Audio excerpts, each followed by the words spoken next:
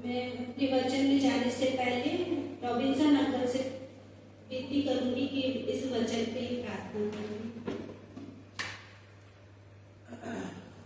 आइए हम सब एक मन हो जाए, प्रार्थना में जाएंगे।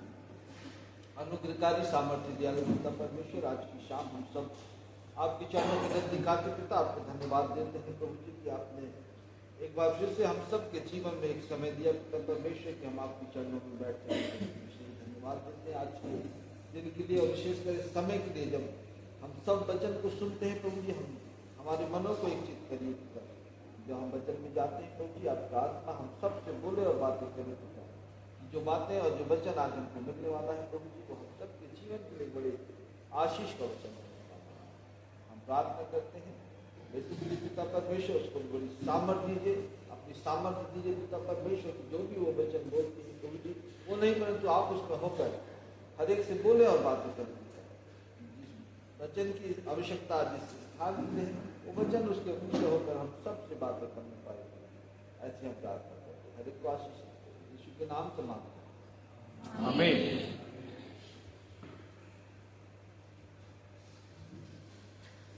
पढ़ लेंगे इफिसियों 2:13।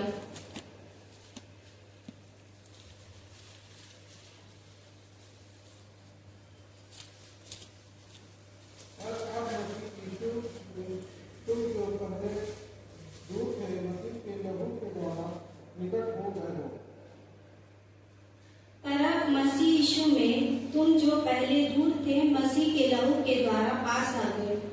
इस वचन का मतलब है कि पहले हम पाप के कारण परमेश्वर से दूर थे। हमारे पाप और परमेश्वर के बीच दीवार बन गई। लेकिन जब यीशु मसीह ने क्रूस पर अपना लहू बहाया तो उसी लहू के कारण हम अपने परमेश्वर के पास आने का रास्ता मिला। इसलिए हम अपने अच्छे कामों से नहीं बल्कि यीशु के बलिदान के द्वारा पास आते हैं। हम देखते हैं जैसे दो लोग आपस में झगड़ते हैं और उन्हें तीसरा व्यक्ति मिलाने जाता है, तो उसी तरह यीशु मसीह हम और परमेश्वर के बीच हमारे मध्य बन जाता है। जब और दूसरा देख लेंगे इब्रानियों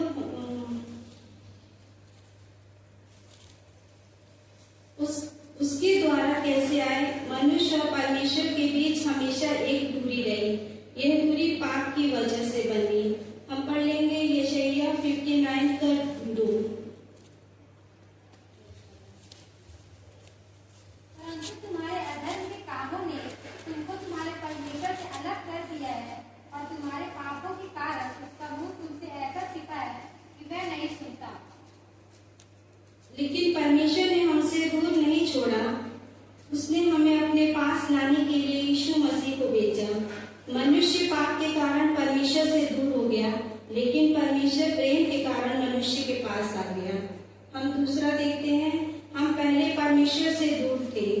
पहले हमारा परमेश्वर से कोई संबंध नहीं था।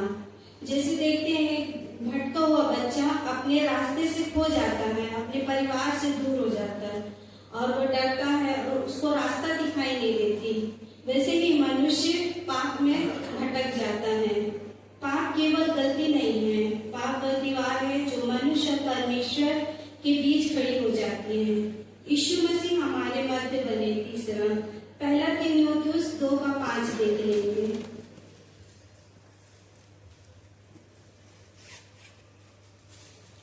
क्योंकि परमेश्वर एक ही है और परमेश्वर और मनुष्य के बीच में भी एक ही बिचवाई है, अर्थात मसीह यीशु जो मनुष्य है। क्योंकि परमेश्वर एक है और परमेश्वर ना मनुष्यों के बीच एक बिचवाई है। मनुष्य यीशु मसीह हमारे और परमेश्वर के बीच माध्यम बने। अगर वैसे ही यीशु ने हमें परमेश्वर से मिला दिया। क्रूस केवल लकड़ी का टुकड़ा नहीं था, वह रास्ता जिसने स्वर्ग और पृथ्वी को जोड़ दिया। चौथा देखेंगे, यीशु के लहू के द्वारा हम पास आए। इफिसियों 2:13। मसीह यीशु में तुम जो पहले दूर थे मसीह के लहू के द्वारा निकट हो गए।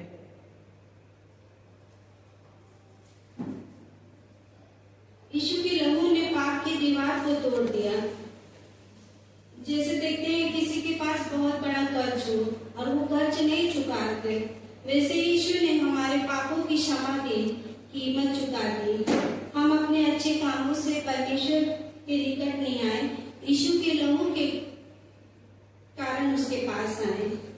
5वां, प्रभु से जुड़े रहना जरूरी है। 1 कुरिन्थियों 6:17 देखेंगे। और जो प्रभु की संगति में रहता है उसके साथ एक आत्मा हो जाता है। जो प्रभु के साथ मिला रहता है वो उसके साथ एक आत्मा हो जाता है। इसका मतलब है कि हम हमेशा प्रकाश से जुड़े रहना, मतलब जैसे मोबाइल को देखेंगे चार्ज से जुड़ा रहता है, अगर उसको चार्ज से हटा देंगे तो उसकी बैटरी खत्म हो जाएगी। जब हम प्रार्थना और बाइबल पढ़ना और विश्वास के द्वारा प्रभु से जुड़े रहते हैं तो हमें आत्मशक्ति तब हमें मिलती है जब हम प्रभु से जुड़े रहते हैं, तभी हमारा आत्मविश्वास कमजोर नहीं होता। वैसे ही हमें शक्ति मिलती है तो हमें शांति मिलती है, हमें मार्गदर्शन मिलता उसी के द्वारा। जब मनुष्य प्रभु से जुड़ा है तब उसका जीवन बदल जाता है। 6 देखेंगे, हम परमेश्वर के परिवार का हिस्सा बन गए। इब्रानियों 2:13।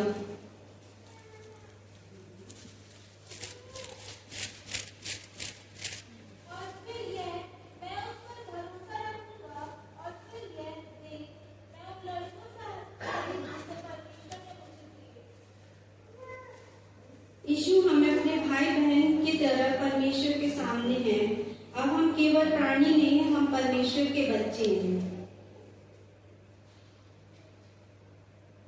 इसका मतलब हमें कि हमें भाई बहन की तरह मानते हैं और हमें परमेश्वर के सामने मतलब परमेश्वर से हम परमेश्वर के सम्मुख रहते हैं। जब हम यीशु पर विश्वास करते हैं तो हम परमेश्वर के हर एक बात में प्रार्थना बाइबल पढ़ते हैं तो हम एक दूसरे के साथ रहते हैं, जिससे हमारा जीवन परमेश्वर की संगति में हम रहते हैं। इसलिए हम डर के साथ नहीं बल्कि विश्वास के साथ परमेश्वर के पास आ सकते हैं। यीशु पर विश्वास करके, क्योंकि वही परमेश्वर और मनुष्य के बीच का माध्यम है।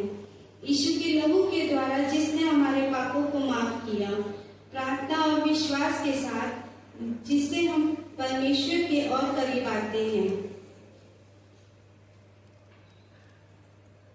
यीशु ने हमें केवल बचाया नहीं बल्कि हमें परमेश्वर के परिवार में जगह दी। 7वां देख लेंगे, आज हमें क्या क्या करना चाहिए।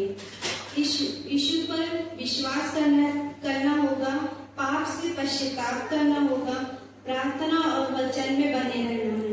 हम पहले परमेश्वर से दूर थे, लेकिन यीशु मसीह के द्वारा हम पास आ गए।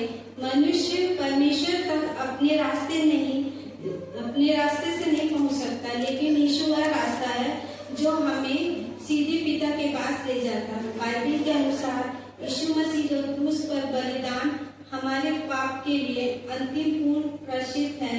जब हम यीशु के बलिदान पर विश्वास करते हैं, उनके द्वारा हमारे पापों की क्षमा को स्वीकार करते हैं और पश्चाताप के साथ उनके बताए मार्ग पर चलते हैं, तो हम परमेश्वर से रिश्ता जुड़ जाता है और पापों से मुक्ति पाते हैं।